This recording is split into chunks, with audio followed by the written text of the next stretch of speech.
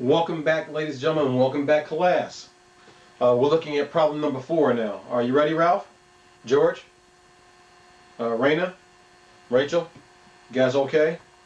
Alright, let's analyze this. Take a look at this function here.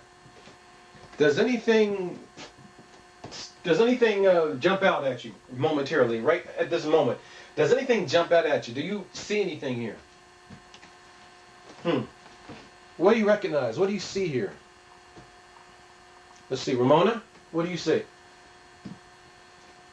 Ah, you do. Do you see what Ramona sees? She says she recognizes something here. There's a restriction here. Ramona, what's the restriction that you see? Ah, yes. Yes, yes. Do you see the restriction? Okay, let's write down what our restriction is. Here's what Ramona said that she saw about our restriction here. The restriction. Here's our restriction. We are restricted here. In this case, we know that the denominator of this can't be 0. Because if it's 0, that function's undefined. So, we want to find out what values of x are going to make that denominator equal to 0. So we need to solve that equation. Remember that from pre-calculus and also algebra 2. So now I'm going to add 4 to both sides. Add 4 to both sides.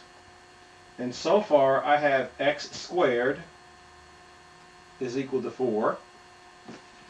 And now I need to take the square roots of that. So now taking the square root of that, I know that in this case, x can't equal plus or minus 2. Because the square root of 4 is 2. Do you see that? Let me move out of the way. Let you take a look at that. Do you see how I got that? And when I take the square root of that, that's 2 is plus or minus. So x cannot equal plus or minus because when I square it, a negative, I still get a positive. That ends up being 4 minus 4 is 0. So our restriction is that x cannot equal plus or minus 2. Okay, now that we've found out our restriction, do you see anything else that we can do here to move closer to using the definition of continuity to determine the continuity? That so far we know that it's not equal to that. So now we know it's discontinuous at x equals plus or minus 2. What can we do now? Because now we want to look at graphing the function. Oh, you do see something we can do here. What can I do here? Jack, what can I do? Ah, you see an algebraic concept here. What algebraic concept? Because remember, I work on concepts. What algebraic concept do you see here? What algebraic concept can I use? Because Jack just said that function can be simplified, and he just told me there's a algebraic concept that can be utilized in order to simplify that function. Do you know what the algebraic concept is? Do you recognize it? If so, please tell me. Let's see. Raheem, what concept do you see? You agree with Jack? Very good. Do you see the concept? Well, isn't this a perfect square? Ah, yes it is. Is 16 a perfect square? So what algebraic concept am I thinking about? Let me see.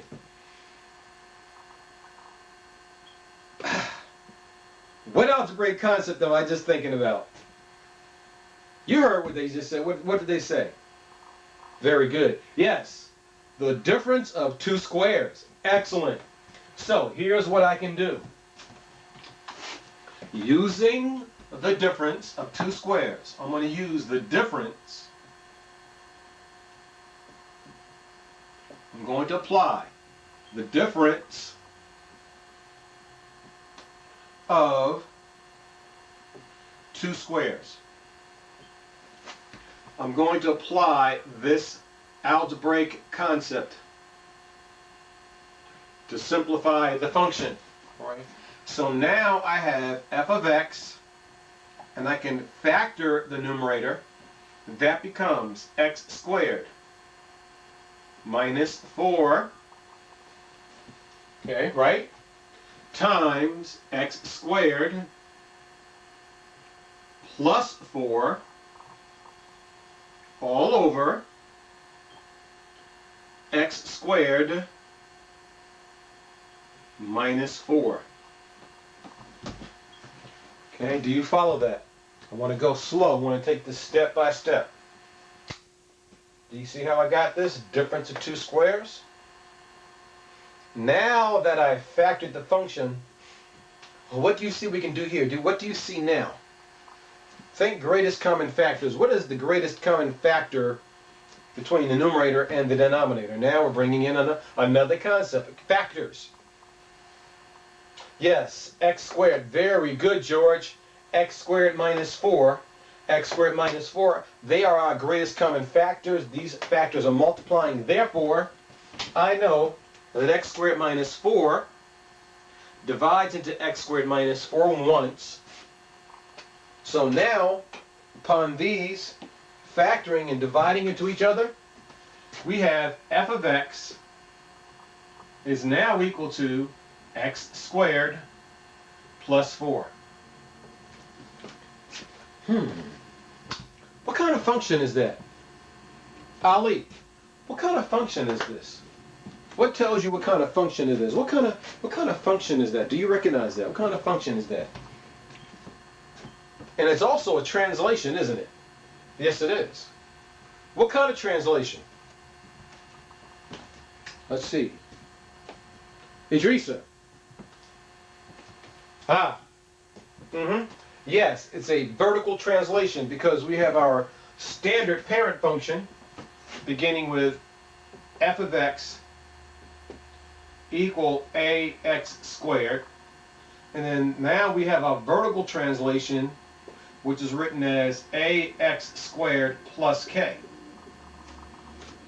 So in this case, it's vertically translated up 4 units along the y-axis. So now we can go ahead and graph that, can we not? And we recognize that in this case, a is 1, it's positive. So in this case, the parabola is cup up. And it's going to look like this. It's going to be translated, and it's going to be above. It's going to look something like that. Let's go ahead and graph that. So now let's do our graph. Let's get this part over with. So now graphing this, follow along. Well, in this case, the x-intercept is 0, 4. So here I have 1, 2, 3, 4. It's here. And now, in this case, at x equals 1, that becomes 5. So I come on over here. So I get 1, 2, 3, 4, and that's 5. And at 1, it's here. And now at 2, well now at 2, that becomes 8, doesn't it? So here goes 2. Here goes plus or minus 2. 1, 2, 3, 4, 5, 6, 7, and 8. So now it comes down,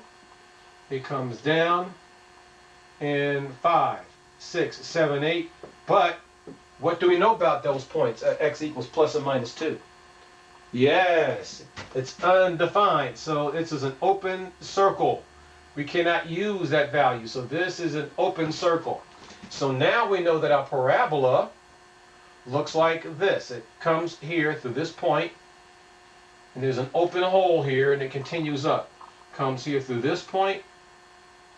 There's an open hole here, and it continues up. So now this is the point 2, 8. And this is the point -2, 8, and there goes our hole. So at those 2 points, that function is discontinuous at the value of x equals -2 and x equals 2. And there goes our graph, there go the holes in the graph. So if I were to send a very strong current in here, 100,000 volts, what you would see, you would begin to see the current arc because it's looking for some place to continue to go. So that current would come here and all of a sudden it would go, and it would jump that hole and come back in the line. Same thing over here because there's not a connection here. So it's going to jump that hole. So therefore it's discontinuous. And that is an application of discontinuity when you're looking at electrical circuits. If there's a break in the current and you got strong current through there, you get arcing. And if there's flammable material there where the arc hits it, you can create a fire, bam, you have electrical fire. So that's a practical application of continuity. Why it's very important to make sure there aren't any breaks. Class, are there any questions? Did I explain this okay for you? Are there any questions? Please let me know. Again, for the problems that are here on the webpage, you are free to call me and ask me any questions about what I've done here. I would gladly discuss them with you. Please let me know if I did a good job of taking my time, going through it step by step, and helping you to see how to utilize, incorporate, and use your concepts. Very important. Now I'm going to move out of the way, ask you to copy the work. Please copy that, and then we'll go from there. Please copy this work.